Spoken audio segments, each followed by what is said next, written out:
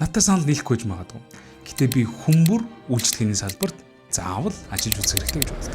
Байж гараа. Яг гэдгийг одоо тайлбарлая. Үйлчлэгээний байгууллагт ажиллах нь багаар ажиллах, асуудал шийдвэрлэх, цагаа төлөвлөх, хүмүүстэй зөв боловсон харилцах гэд амьдралд хэрэгцээтэй маш олон ур чадваруудыг сулгадаг. Мэдээж цалин болон туршлага нь бас нэг давуу тал нь. Миний л хамгийн анхны ажиллаж исэн газар түргэн хоолны газар зөөгчөөр ажиллаж исэн. Тэмдэгтэй өстой гэж сурсан. Өөр үйлчлэгийн салбарт ажиллаж исэн зовлон жаргал бүгдийг мэддэг болохоор үйлчлэгийн салбарт ажиллаж байгаа хүмүүстэй аль болохоор хүндэтгэлтэй хандахыг хичээдэг. Ийм болохоор би бүх хүнийг үйлчлэгийн салбарт нэг ялангуяа хоолны салбарт ажиллаж үзээсэй гэж боддог.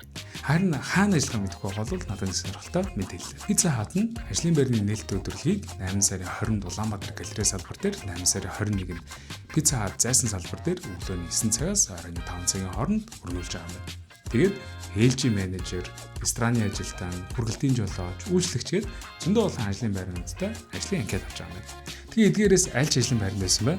Уяатан цагийн хуваар, сургалт, өдрийн болон хоол унааны олгор, олон нийтийн сонирхолтой арга хэмжээнд оролцох боломж, идэх манлайллыг урамшуулал, эрүүл мэндийн урьдчилсан үзлэгт хамрагдах боломжийг санал болгодог гэсэн. Тэгэхээр олон улсын сүлжээ брендийн нэг хэсгээр байх үсэх юм бол тэр арга хэмжээгээ зочлоорой. Мөн энэ дээр харагдаж байгаа хаягнаас илүү дэлгэрэнгүй мэдээллийг аваарай. Бүгдэнд нь